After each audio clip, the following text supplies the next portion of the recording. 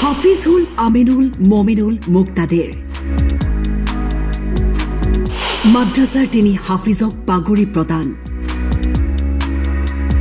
জামিয়া ই উলুম মাদ্ৰাসাৰ প্ৰাঙ্গণত দোয়া প্ৰাৰ্থনা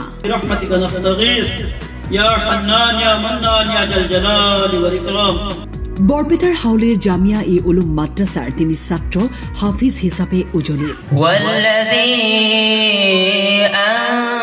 أنزل السكينة في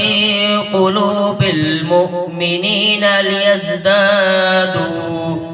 এই বিশেষ মুহূৰ্তত হাফিজসকলক পাগুৰি পিন্ধাই তেওঁলোকৰ উজ্জ্বল ভৱিষ্যতৰ কামনা কৰে মাদ্ৰাসা কৰ্তৃপক্ষই মাদ্ৰাসাত পঢ়া তিনিজন ল'ৰা কোৰাণৰ হাফিজ হৈছে সেই তিনিজন ল'ৰা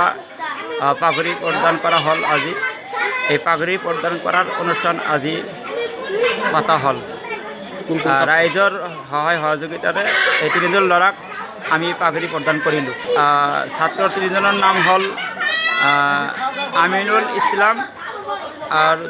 দ্বিতীয়জনৰ নাম হ'ল মমিনুল ইছলাম আৰু তৃতীয়জনৰ নাম হ'ল মুক্তাদিৰ ৰহমান হাফিজ আমিনুল মমিনুল মুক্তাদিৰে সমাজৰ হকে ভাল কাম কৰি যাব বুলি বিশ্বাস সকলোৰে ব্যুৰো ৰিপৰ্ট টাইম 8